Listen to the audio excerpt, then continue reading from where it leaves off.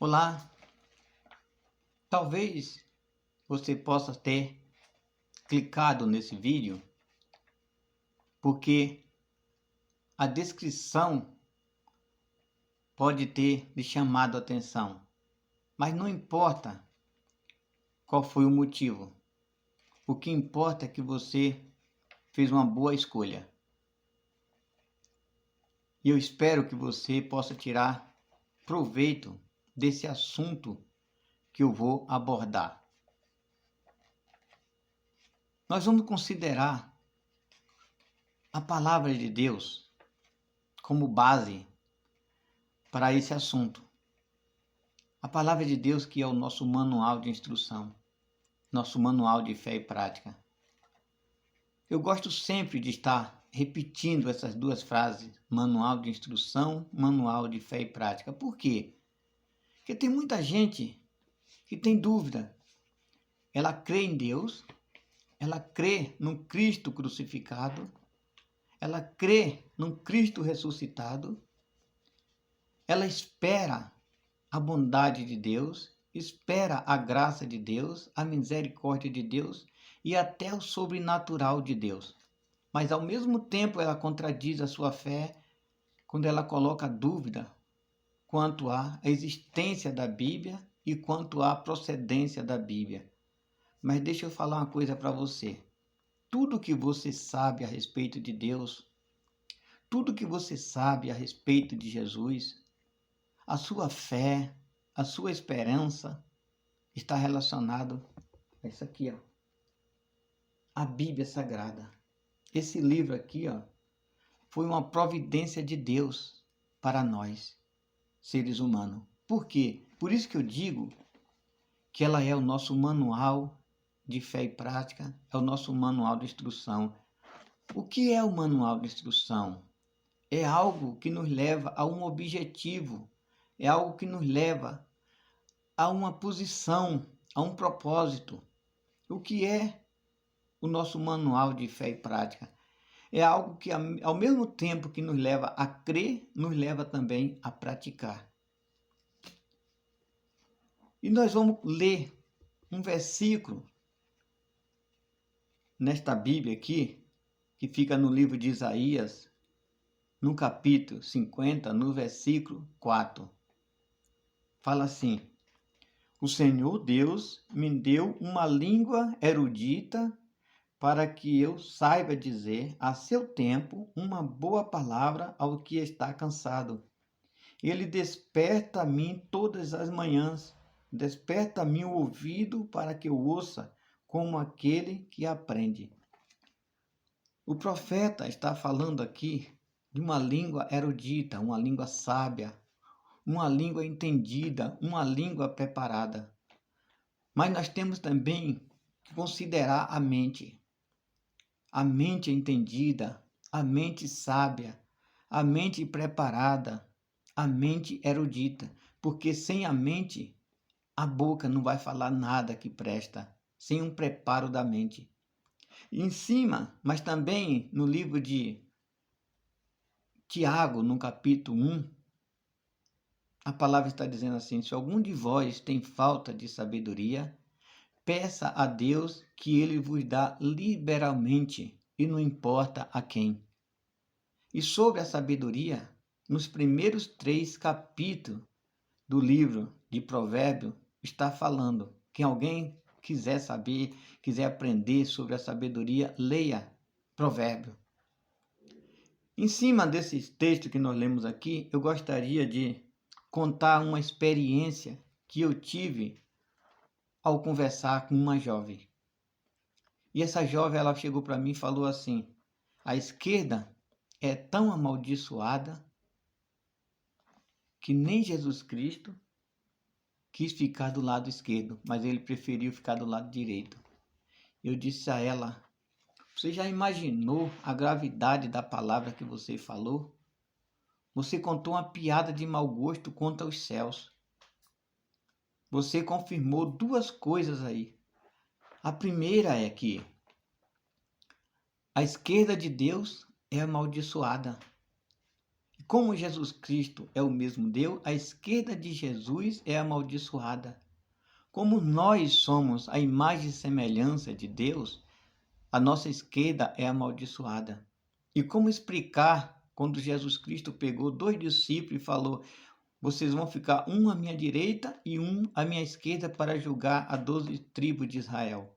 E como explicar a Santa Ceia do Senhor, onde dividiu 6 discípulos para um lado e 6 para o outro, e Jesus ficou no meio? Agora, eu vou lhe chamar para uma experiência. Digamos que primeiro eu pergunto: onde é a sua direita? E ela falou: a minha direita é aqui.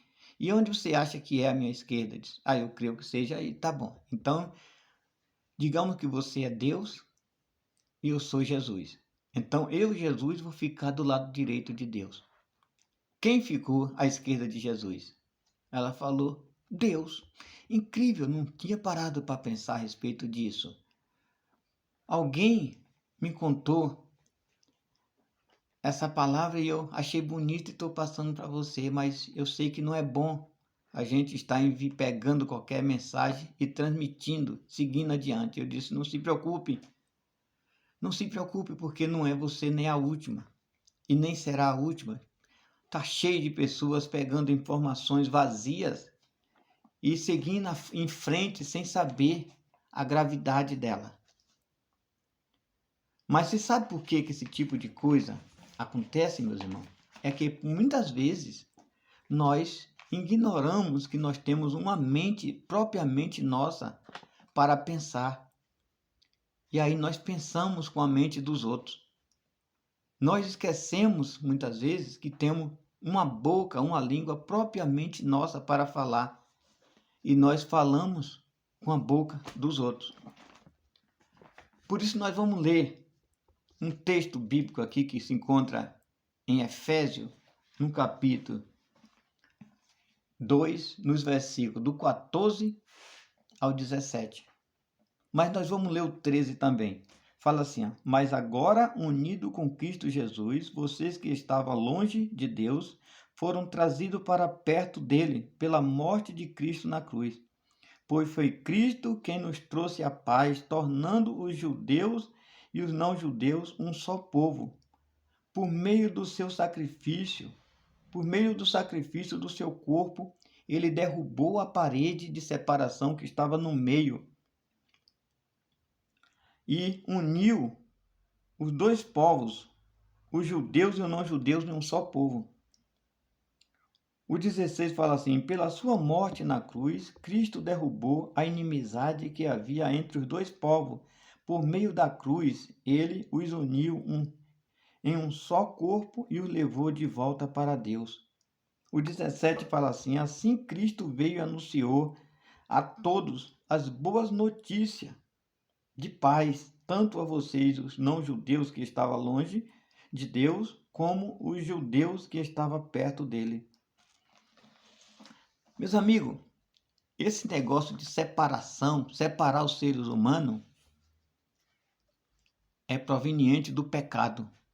O pecado leva o ser humano a separar um do outro, ou querer separar o outro. O orgulho, a arrogância, a discriminação, o preconceito, a inveja. Esse negócio de separação começou lá no início.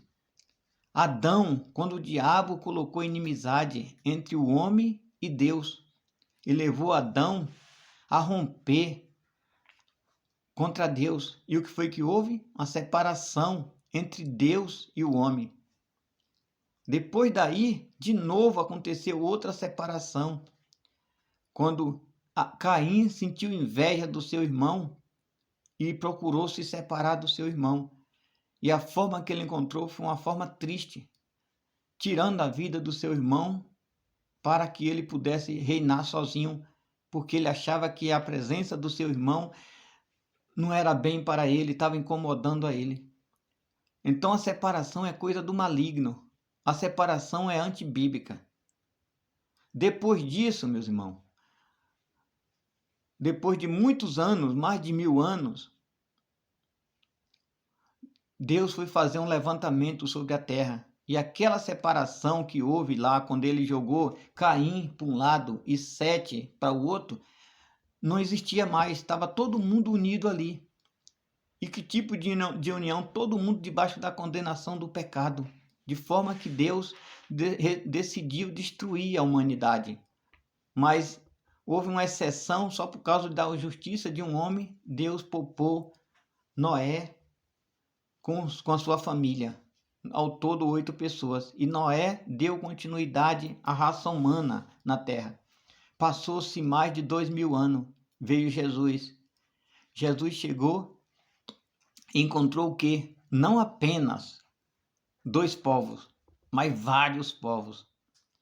Todo mundo inimigo um do outro. Cada um se achava melhor do que o outro. Cada um antipático um ao outro. Ali tinha os romanos, que se achava o dono da verdade. Tinha os judeus, que se achavam os filhos de Deus. Mas ali tinha vários partidos políticos e religiosos, como os saduceus, os fariseus, os assênios, os zelotes. Cada um se achava melhor do que o outro.